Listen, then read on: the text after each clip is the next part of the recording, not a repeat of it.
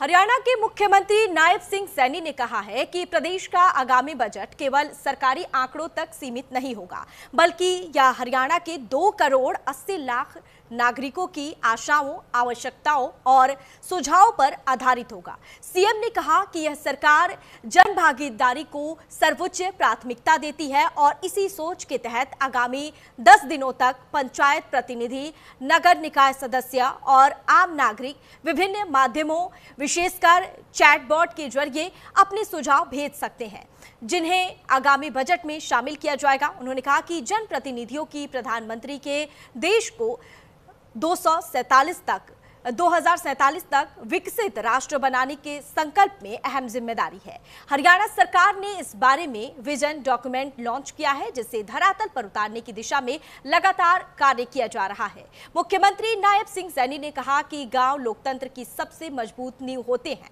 और सरपंच गांव की पहली आवाज होते हैं। गांव के संतुलित विकास में सरपंचों की भूमिका अत्यंत महत्वपूर्ण है। प्रदेश का समग्र विकास तभी संभव है जब गांव और शहर दोनों समान गति से आगे बढ़े। सरकार इस संतुलित विकास के लक्ष्य को लेकर पूरी तरह प्रतिबद्ध है। मुख्यमंत्री ने जानकारी दी कि बजट 2025-26 में पंचायती राज एवं ग्रामीण विकास के लिए 7,616 करोड़ 52 लाख रुपए का प्रावधान किया गया था, जिसमें से अब तक 2,808 करोड़ 72 लाख रुपए की राशि खर्च की जा चुकी है। और इस बजट के तहत ग्रामीण क्षेत्रों में फिरनियों का निर्माण, महिला चौपालों की स्थापना, e-library, indoor gym, Amrit Sarovar, ठोस कचरा प्रबंधन सहित अनेक जन कल्याणकारी योजनाएं लागू की गई है। उन्होंने बताया कि पंचायतों को आर्थिक रूप से सशक्त बनाने के लिए समय पर अनुदान, ई-ग्राम स्वराज पोर्टल के माध्यम से पारदर्शिता और ऑनलाइन निगरानी व्यवस्था लागू की गई है।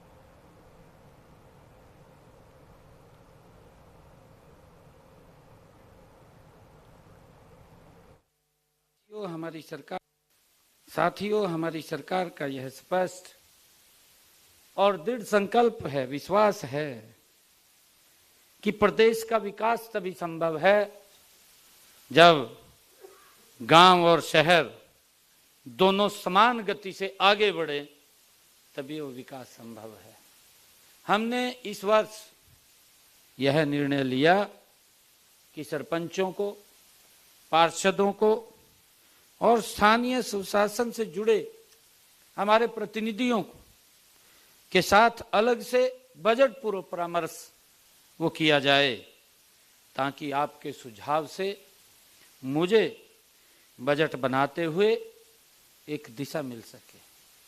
हमने 2025-26 का बजट, उस बजट में पंचायती राज एवं ग्रामीण विकास के लिए हमने पिछले बजट के अंदर 7,616 करोड़ 52 लाख रुपए का बजट आवंटन किया था।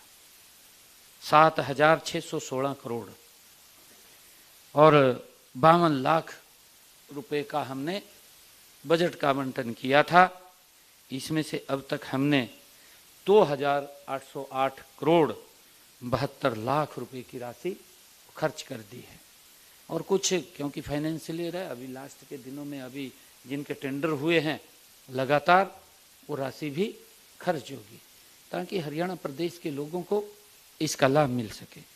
और साथियों, इसी प्रकार हमने जो हमारे स्थानीय निकाय हैं, स्थानीय निकाय के लिए हमने 5,666 करोड़ 28 लाख रुपए का बजट आवंटित किया था।